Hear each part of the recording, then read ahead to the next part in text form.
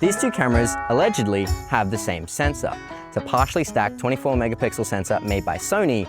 Because of this, they look fairly similar, but not identical. But the cameras at the rear are so different. So why do they look different if the sensors are the same? And why is one of them so much better for video than the other? The Lumix S1II came out earlier this year, and the Nikon Z6III came out mid-2024. When it comes to capabilities for video, the Nikon Z6III has RAW, you can shoot an NRAW internally, and the Lumix S1II has features like open gate and dynamic range boost mode. So they both have advantages for them. So all these new Nikons in the last couple of years have been able to shoot internal RAW, which is probably somewhat linked to their partnership with, or their acquisition of Red, but they did actually start doing this before they bought Red. So that's obviously a big thing that this Nikon camera can do that Lumix can't. However, in this one, you can shoot ProRes RAW internally.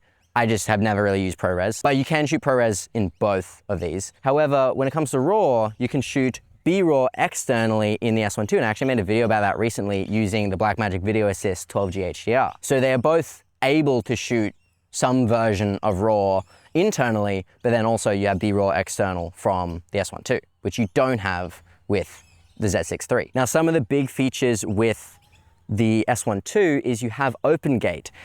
No Nikon camera that I know of can shoot open gate. It has a 3x2 sensor, can only shoot in 16:9. Whereas on the S1II, you can shoot in 3x2, 4x3, 2 4:1, 16:9, 17:9. I think that's all of them, in a bunch of different resolutions as well. And they have the same 6K sensor, but even the 6K mode on the Z6III, we found out today, is only actually 5.4K instead of the full 6K. There's the menu button. Oh, there. So on the S1II here, we obviously can shoot in 6K 3x2. All of this is in 24p.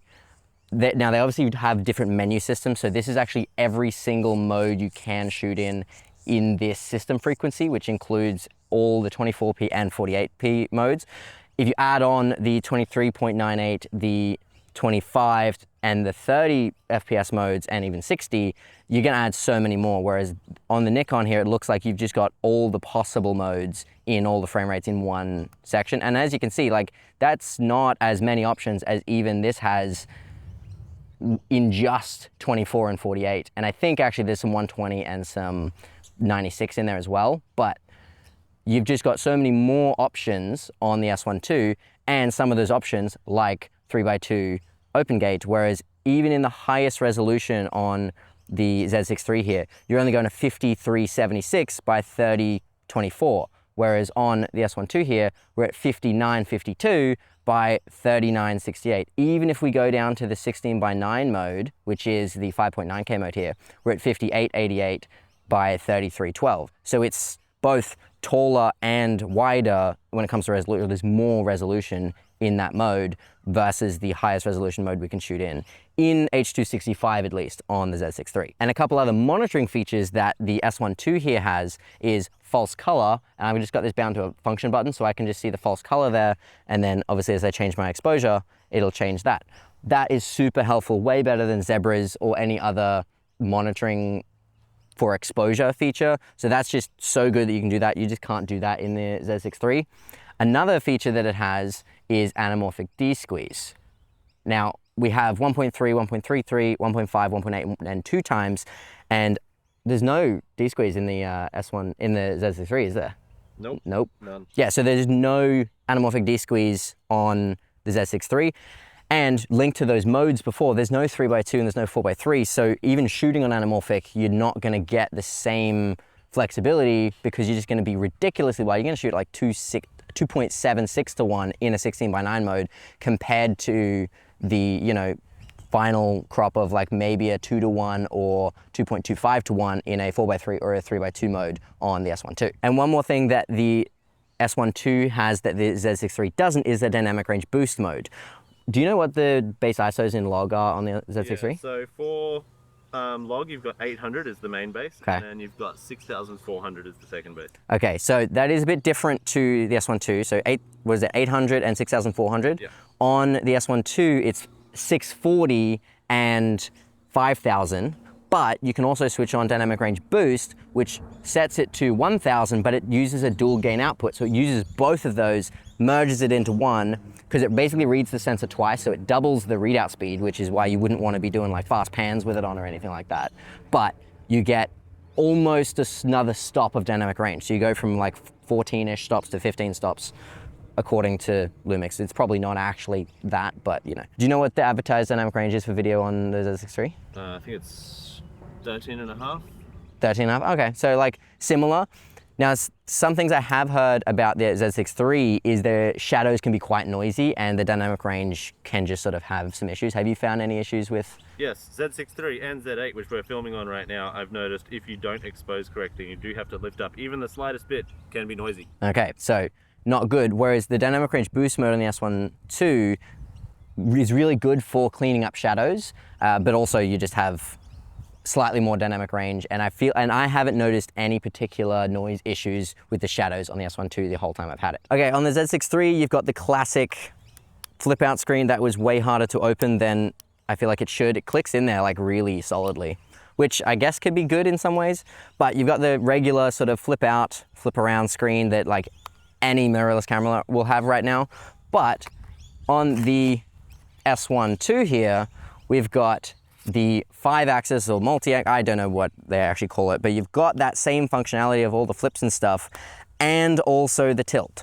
So this tilt screen is like, it's the same as like what's on the Z8 that you're on now, like just the tilting. So you can tilt up and down, but then this also has the flip out. So that's just so much more versatile. The flip out is really good if you're like filming yourself. Like if I was shooting this video by myself, I would have the screen flipped out so I could see it if I didn't have a monitor to view it on. But if you're recording without an external monitor, this is just so much better, especially because like who holds the camera up like this to video most of the time, or even for photos? Having that flip out option there means I can just shoot at the hip like this, but also see exactly what I'm shooting for photos and for videos. And it also means that if I do rig this up in a full rig, I can have the V-mount battery like right to here, and I can flip this screen up without having to flip it out. And then one other little benefit of this, which is like not talked about much, but if you flip it out, now you've got all the ports on the side here, right? So if I plugged in HDMI and USB and stuff like that, I'm then limited by the rotation, like the rotation here. I can't rotate that because of those ports.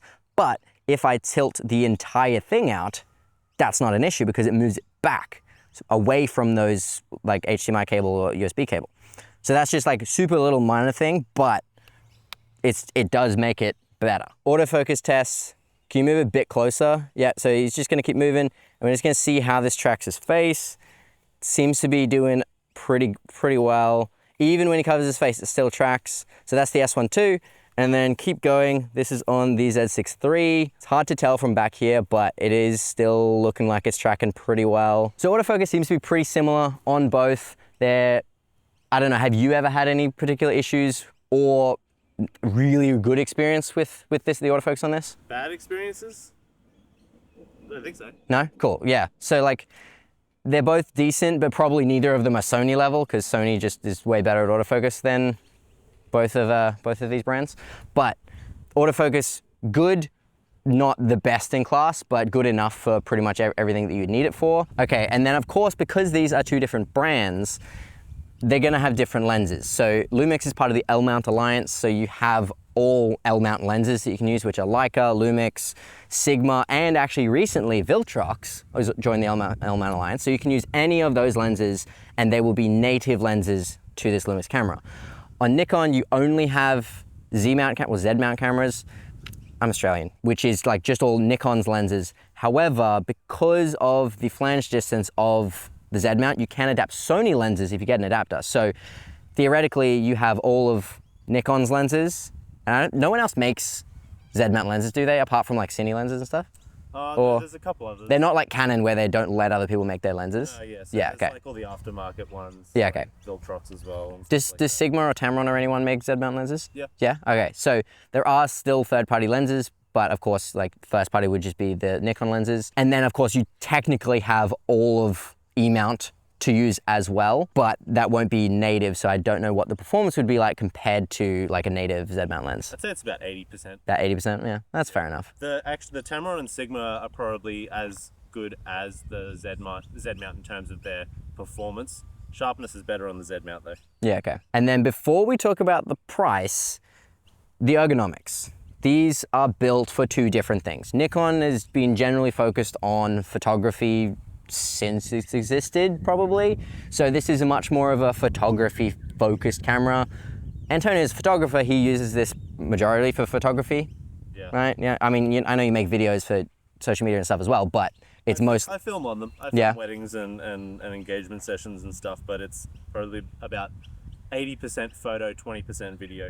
Yeah, okay. It's definitely built, and like, just me using it here, like it's definitely built like a photo camera and it's built like a Nikon. Whereas even though it's like the same form factor, the S1II just has so many more video-centric features. It's got a bunch of record buttons. As you can see, it's got like a record button here. It's got another one on the top. I also have the shutter button set to record. And you can just map all your video monitoring features like false color, like I showed earlier. It just seems a lot more designed for hybrid use, or even leaning a bit more towards video. Now, it's not a box camera, it's no Pixis, but it still seems to be much more designed for video versus something like this. Okay, now let's talk about the price. And I guess that also kind of includes lenses, but do you know how much this retails for? Yeah, so about, with the standard 24-70 kit, it's about 5,000 to 6,000, depending on where you get it, Australian dollars. What about body only? Body only is about 4,500 to 4,000. Okay, so the S1II is about 5,000 Australian dollars. So it's 3,200 American, whatever that, so this is slightly cheaper, the Z6III is slightly cheaper. It's probably priced roughly in between the S1II and the S1IIe, which my last video actually was that video. Go check that out if you haven't seen it. But they're actually very similar cameras except for the sensor. But of course the Z6III has the same sensor as the S1II. So you're getting a slightly cheaper camera, but how expensive are Nikon lenses? Pretty expensive. Pretty expensive. How much? Do you know how much this 24-70 is about 4,700 for the version 1. So a 24-70 is what? You say 4,700? Yeah, about that. That's more than the camera costs. Sorry, I lied to you. I think it's 3,700. That's still so much money. This Sigma 28-105 in L mount was $2,700, and it has like 30 more mils of reach at 2.8 and probably very, very similar performance. So I think because you have the option of Sigma being native, and then also like Lumix, they are more expensive than Sigma when it comes to lenses, but they're probably not as much as the like Z mount, like native Nikon lenses. So I guess the biggest consideration between these two cameras is what you already have or what you plan to get. Because as I mentioned, Lumix being in the L mount alliance means you've got Blackmagic if you want a cinema camera, or Sigma if you want a BF for whatever reason, or Leica if you want a real fancy photography camera. You can use those same lenses with this camera and with all those cameras. With Nikon, they obviously own Red. So if you do want to then go from Nikon and get a cinema camera like a Komodo X or a Raptor X, then you have that pathway. And one of these cameras on their own is a pretty big investment, especially if you're gonna get a lens or multiple lenses as well. So I wouldn't recommend just like buying this or this unless for some reason this is your first camera. If you just have like, you know, $5,000 to spend on your first camera ever, sure. If you're gonna switch, then maybe consider what you're switching from. Maybe if you were going from something like Sony, might be better to go with the Nikon, because then you can keep your Sony lenses and you can still use them with this camera if you get that adapter. Whereas if you have L mount stuff, or if you have Blackmagic cameras, or if you wanna get more cameras in that line, maybe go towards the Lumix. With all that said, I still think the Lumix is better for video. And I guess, I don't know, we'll have to go watch Antonio's video if you want to see if the Nikon is better for photos. I'll leave it on the screen here, or his channel down in the description. And do all the other things before you leave. I'll see you next time. Okay, bye.